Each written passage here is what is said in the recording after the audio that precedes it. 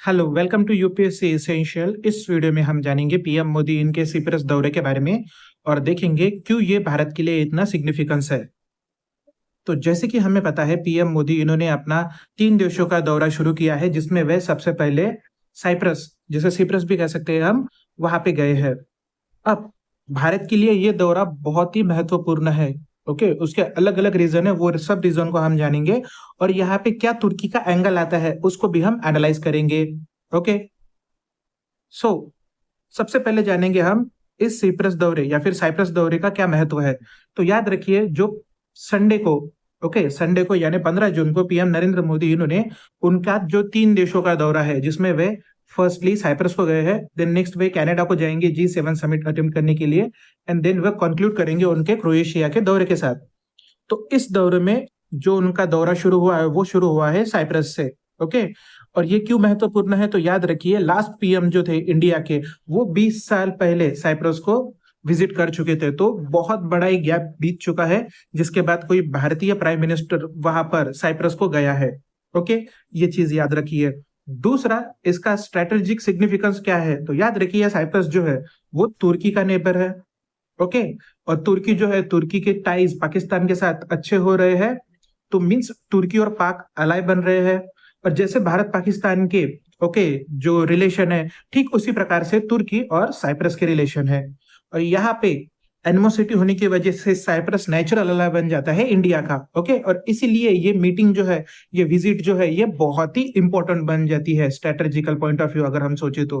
Okay, तो इसी visit के दौरान पीएम मोदी जो है, ओके, वो जो कैपिटल है साइप्रस की निकोसिया, यहाँ पे, ओके, कुछ बिजनेस लीडर्स जो है उनको एड्रेस करेंगे। ओके, जो इंडिया में इन्वेस्टमेंट है उसको बढ़ावा देने के लिए वे यहाँ पे सबसे इंपॉर्टेंट एक मीटिंग हेल्ड करने वाले हैं। ये एक सबसे पहला महत्वपूर्ण इंपॉर्टेंस है। देन नेक्स्ट, अगर हम देखेंगे कि यहाँ पे साइप्रस का और क्या इंपॉर्टेंट बनता है भारत के नजरिए से, वो हम वन बाय वन देखेंगे।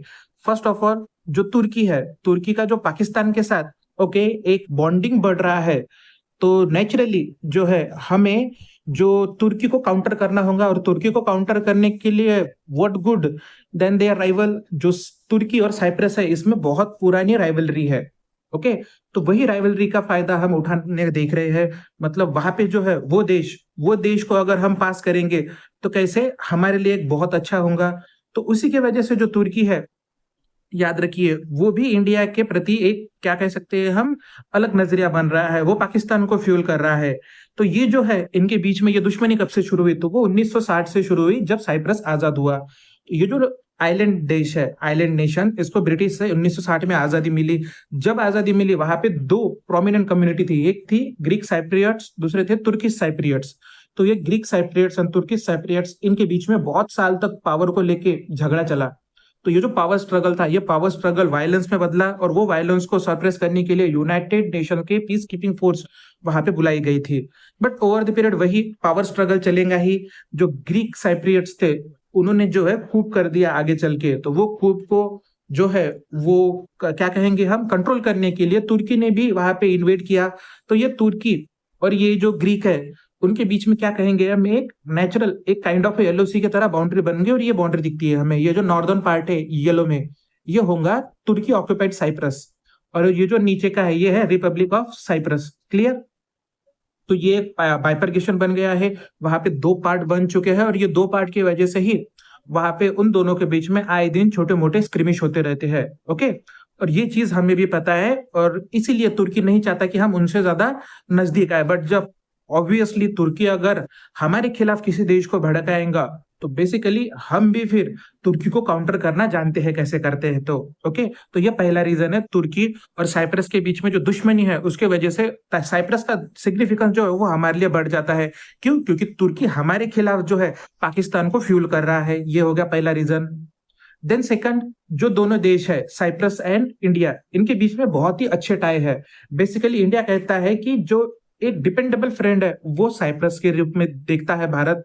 ओके, क्योंकि भारत का जो सिक्योरिटी काउंसिल है यूनाइटेड नेशन का, उसमें परमानेंट मेंबर के लिए जो एक दावेदारी है उसको सपोर्ट करता है Cyprus. Okay, then next, India US की जो सिविल न्यूक्लियर डील हुई थी उसको भी सपोर्ट किया था उन्होंने। एनएसजी के लिए या फिर IAEA के लिए भी भारत की मेंबरशिप को साइप्रस ने सपोर्ट किया है। तो मतलब वक्त दर वक्त साइप्रस ने जो है इंडिया के प्रति अपनी दोस्ती बताई है। तो ये जो है टाइम टाइम प्रूवन फ्रेंड है हमारा बेसिकली। तो ये सेकंड सिग्निफिकेंस बनता है हमारा साइप्रस के प्रति।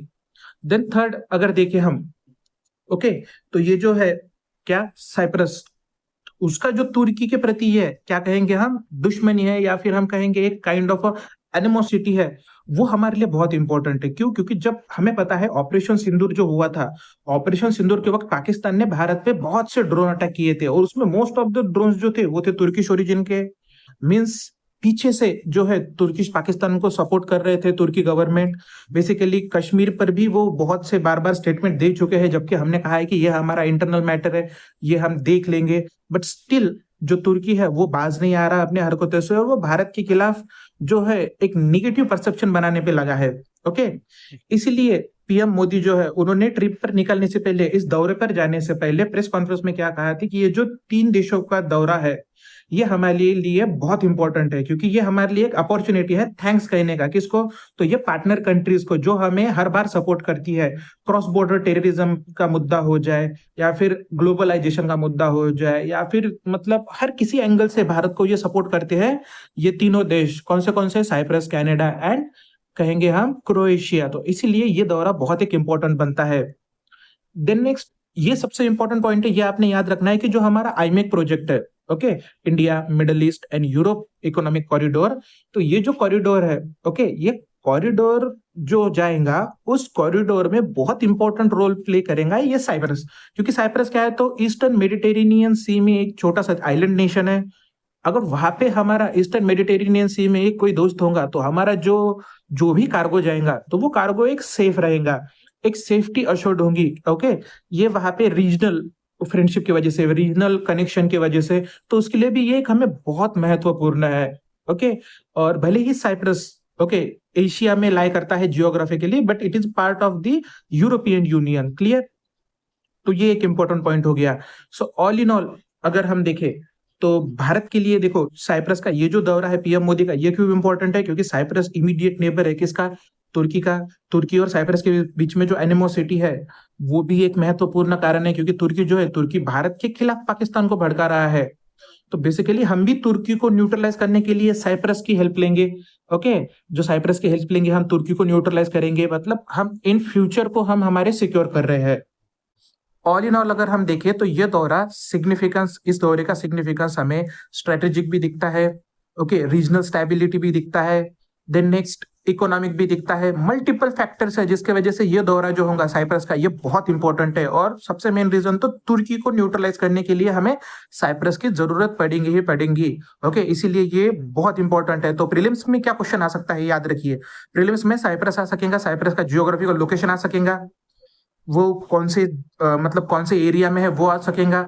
ओके, और इंडिया और साइप्रस के बीच में क्या क्या रिलेशन है या फिर उसकी कैपिटल पूछ लेंगे। क्लियर? ये चीज आप याद रखिए, ये आपको पेपर में आ सकती है। Thank you very much.